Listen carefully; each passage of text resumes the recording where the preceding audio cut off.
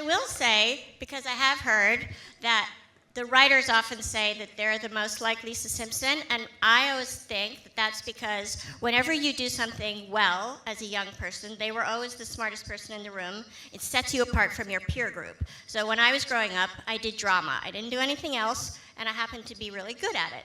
So when you do anything well, whether it's math or sports or theater or whatever it is, and you're set apart from your peer group, now that creates a situation where you don't necessarily fit in. So it's not necessarily catastrophic, but you have to manage that. So you have such an extraordinary and brilliant and storied career. Was it always like that for you? Were you a prodigy growing up? No. No. I don't believe you. I have the bruises to prove it. I always assumed that Matt and I were each losers in high school, just tremendous losers, and it was our bond.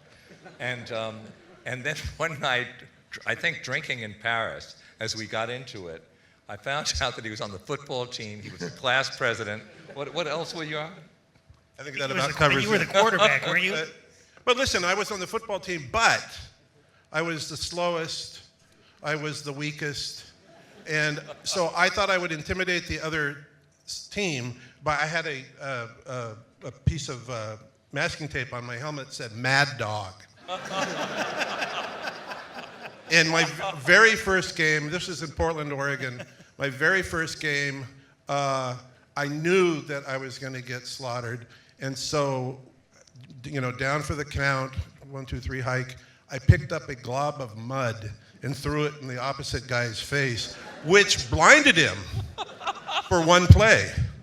And then for the rest of the game, every time the ball was hiked, I ran. I did not do my job. Memories. I'm gonna have one more. Our team was losing 18-0 at halftime. The coach came and said, "Listen, you candy asses, for every point that you lose by, you will run 1 mile on Monday." We lost 36-0. Oh my God! And on Monday he said, "Start running." We ran till it got dark and then ran away. There you go. That's hilarious. I love reliving high school. I have a fan encounter I'd like to talk about. Back at the very beginning of the Simpsons, of the incredible notoriety and infamy and fame and all the rest of that, you can imagine that I would occasionally find myself standing around and overhearing people talk about The Simpsons, not knowing that I was there. And I was at this scenic overlook at a canyon, and the 2 kids standing next to me started talking about The Simpsons. And I said, I created that show. And their eyes got really big, and they ran away yelling, "Mom, Dad." And I realized they were correct to run away. And so I ran to my car and drove away. Matt and I met on a street corner in Hollywood about 5 years before anybody dreamed of The Simpsons, and we had not met each other, and he said to me, "I'm a fan of your radio show." It was a newsstand. I'll ask your parents what a newsstand was.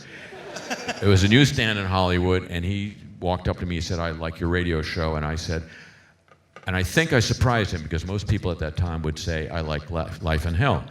But I liked a column he wrote for the LA Reader, which was called Record Mix. And it was a very smart and funny column in which he was every week supposed to review records, and every week the column was about why he wasn't reviewing records this week.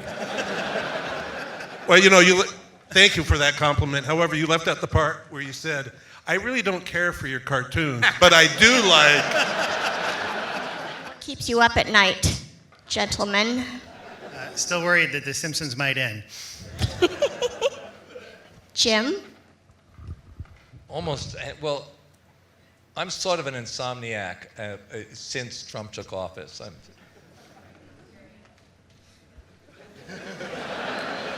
I sleep like a baby.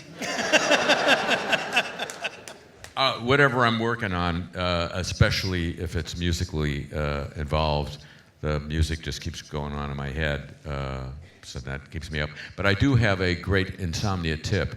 There is a program on BBC Radio, which you can get on the internet, called In Our Time.